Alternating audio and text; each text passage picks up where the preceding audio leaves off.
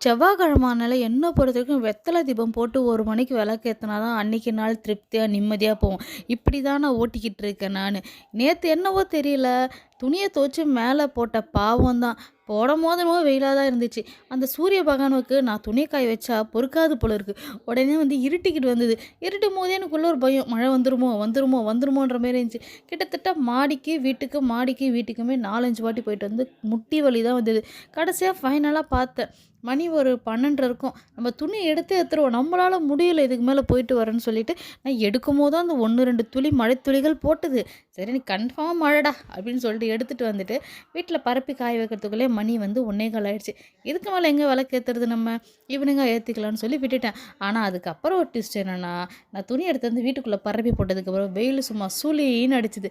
இது எனக்கு மட்டும் தான் நடக்குமா? இது எல்லாருக்குமா நடக்குமான்றதே உண்மையாவே தெரியல. எது தொட்டாலும் ஆப்போசிட்டா போறதே எனக்கு ஒரு வழக்கமாயி போச்சு. அப்புறம் என்ன வழக்கம் போல 6 மணிக்கு விளக்கு வேண்டியதான்.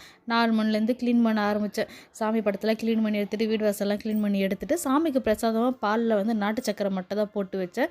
வாசல்ல போய் கோலம்லாம் போட்டுக்கிட்டு முடிச்சுட்டு, வெத்தலை தீபம் போட முடியல குறையா இருந்தாலும், மத்தபடி திருப்தியா சாமி கும்பிட்டு முடிச்சுட்டேன்.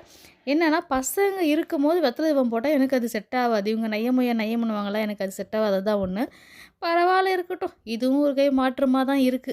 அப்படின்ற மாரி இருந்துட்டு, சாமிய வேண்டிட்டு அடுத்த கட்ட வேலை என்ன? அப்படின்றத யோசிச்சுட்டு நம்ம போக ஆரம்பிச்சுட்டோம். நான் பேசும்போது கண்டிப்பா பேக்ரவுண்ட்ல வந்து செம்ம சவுண்டா இருக்கும். ஏன்னா, என் பசங்க வீட்ல இருக்காங்க இல்லையா? பாட்டு போட்டுட்டு ரொம்ப அட்டகாசம். சாரி.